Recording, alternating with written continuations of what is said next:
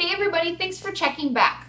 I have Dr. Alexa Altman here with me, and we're doing a series of videos about trauma therapy, all the things that entails. So if you haven't subscribed, make sure that you do, and if you haven't watched our other videos together, please do that first, because we're kind of building on them as we work through it. And today's topic is, can we do trauma therapy if we struggle with dissociation? And I know that a lot of you have told me that you struggle with dissociation and you wondered if you can even participate at all. Are there different types? Yep. And I don't know. So Alexa's going to share her expertise. I love this question because the answer is a big yes. And specifically, I would be on the lookout for a therapist who specializes in trauma. Definitely. Because dissociation, if you're prone to dissociative symptoms, traditional talk therapy might not be the best strategy for you. Okay. And here's why. Mm-hmm. And here's why you can participate if you dissociate. Is primarily the beginning phase of trauma therapy is precisely to help your nervous system feel safe in the present moment. And that's phase one. So it's almost like you get to bring your dissociative symptoms into a room and get help and support and just being able to be more present, to feel safe in your body before you even move into the trauma work. That is phase one of trauma therapy. So the reason why I think it's really useful is sometimes just talking about your dissociative symptoms don't bring nervous system change. And that can be really frustrating for people because they can talk about their symptoms, they can talk about what happened, but it's almost like they're talking about somebody else. I find it really interesting because I do talk therapy, and this is actually why I refer out to people like Alexa when my clients really struggle with dissociation, is that if they can't really be present, and there's nothing that I can talk them through, that's right, and if they're not even able to connect because it feels like somebody else, we honestly just, our progress, it stops and we're at a standstill. And so I find the reason I do refer out is if I find myself with a client kind of stuck in a cycle, like a hamster in a wheel of okay, well, we can only get this far. That's right. Because you aren't able to participate, and I can't do anything to help you because I'm not trained in that. It's a really good point, because I think what Katie's saying is when we're in that dissociative state, the way we talked about in other videos was like that freeze, right? Mm-hmm. That fight, and then there's that freeze state. So it's like part of our system is offline.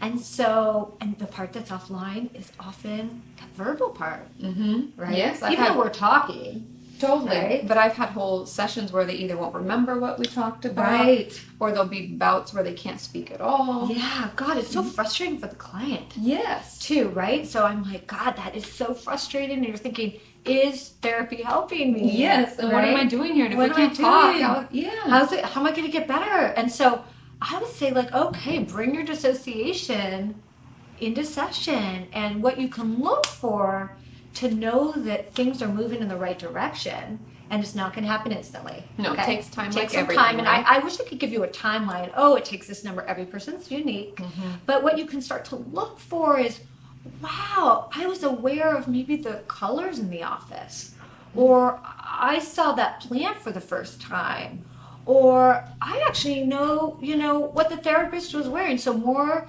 things come into awareness, or hey, Alexa, when I left your office, I actually greeted somebody on the street. So you start to notice your surroundings a little bit more. You maybe throughout the day, maybe even get a sense of noticing your own bodily states. Like I worked with somebody who was like, wait, I noticed feeling hungry. I haven't felt hungry in a long time. Interesting. Yeah. So you might become more aware of bodily states. Maybe when you're going around your day, you have more thoughts about your day because you feel like you're in it more. So I think looking for cues or signals in the session or outside of your session that you're in your surroundings a little bit more, some of the indicators that you're coming back. Can I give a few more examples? Of course. Like what working with dissociation looks like in an office? Yeah.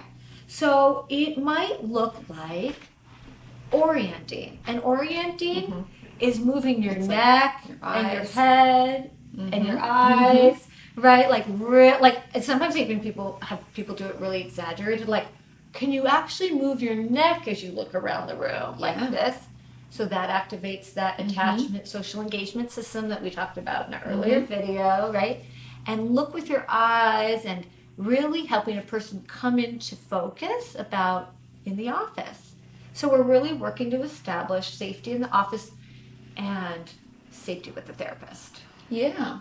And I think that's why it's so important that if you are struggling with trauma and dissociation, to make sure you see a specialist and see someone like Alexa, because you can start out with someone like me, but there's going to become, we're going to come to a place where we can't move forward, and there's limitations to that. And I think having people who understand how to bring you back, what are signs of you coming back, and how to best manage it. Yeah, and if you're working with a therapist that you really like, that maybe they don't have this training, you might want to share with them some of the skills that you're learning through these videos, or we're going to give you a site to log on to if you want to know more about trauma therapy, so you can get some of those books and bring that also to your therapist. Maybe there's some skills, some very easy skills to help you come back into the present moment that you can integrate into the therapy that you're doing. Yeah, because all therapists usually, if they're worth their salt at all, is like they will try to learn it. They'll try to work with you in session and try to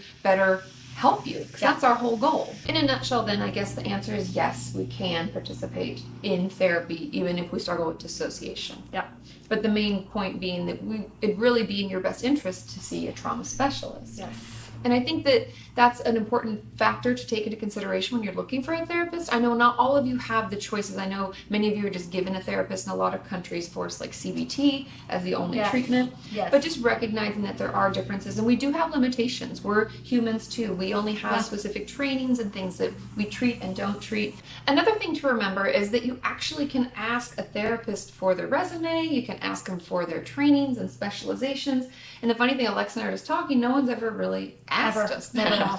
And I think that it's really important, because if you're going to look for someone who specializes in the certain thing that you're wanting to work on, don't just go from offline and where it says what they specialize in. People will list a whole bunch of things, but I would try to find someone who actually has proper training and current training, because we have to do our CEUs, continuing education units, where we continue to be educated about all things therapy related.